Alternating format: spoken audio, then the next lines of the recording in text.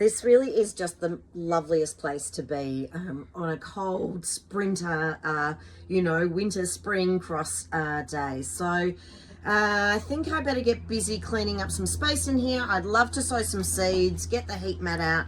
So let's make some space, hey?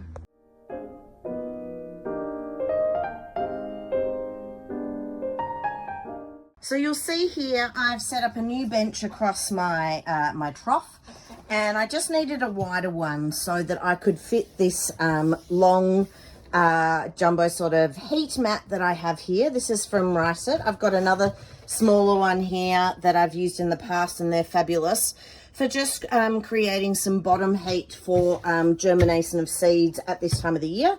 And I'm going to start getting my summer crops going. So in order to do that, things like zucchini, some of the flowers, some of the beans, things like that need a warmer, environment. They need some of that soil temperature to be a bit warmer. So I've set up this great big heat mat here, and this will become my seed raising space. I think like most avid gardeners, I have the most ridiculous overabundance of seeds. And this year I'm going to try and propagate a whole lot of different things. I won't have space for them all in the garden, but I'll be able to sell some of them at my little stall on the verge. So they come from a whole range of different sources. Lambley's is a great place for me to also source seeds. It's a local environment, very similar to here. Saffron and I recently went to the Diggers Club, and I stocked up some seeds there. We're going to give it another go at growing rock melon. We've got some Dutch purple potted peas, some sweet peas, I just love them. These are a sugar snap pea. They're Frank's pea from a very old variety. Celtis as well, which is a lettuce that's kind of used like celery. It's a Chinese lettuce, and I'm going to give this a go for a first time. And we've got some blueberries, tiny tomatoes. These are a very sweet little one.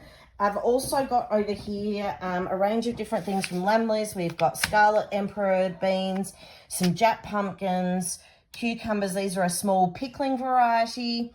We're going to give our hand at growing some more compact sunflowers. We had great success, not last summer, but the summer before.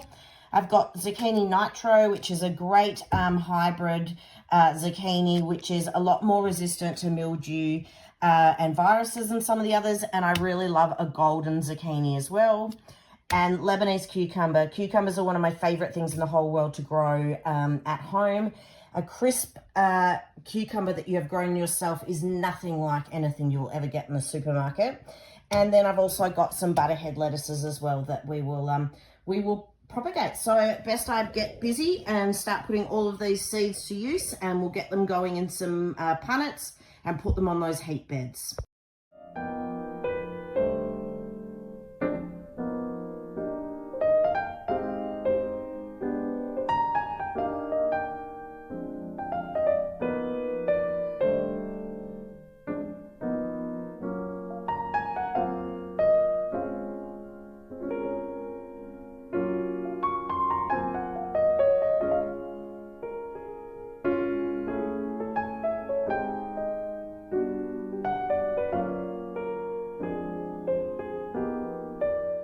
You can see here I've got a whole lot of different things now planted up.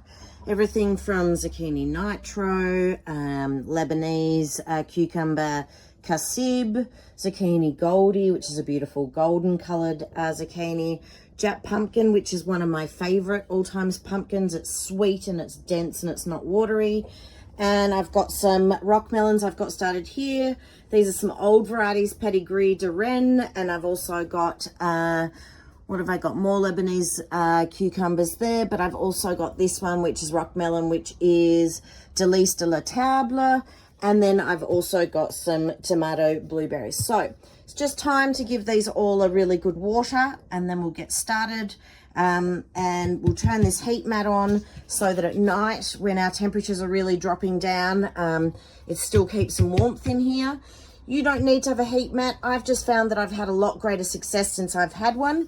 Just a warm spot. As a general rule, seeds do not need light a lot of these seeds don't need light to germinate, so you could put them in a dark spot on top of a hot water service or something similar.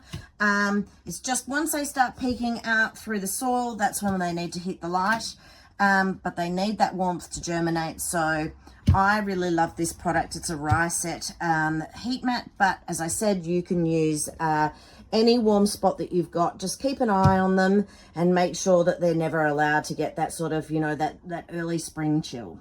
Happy gardening.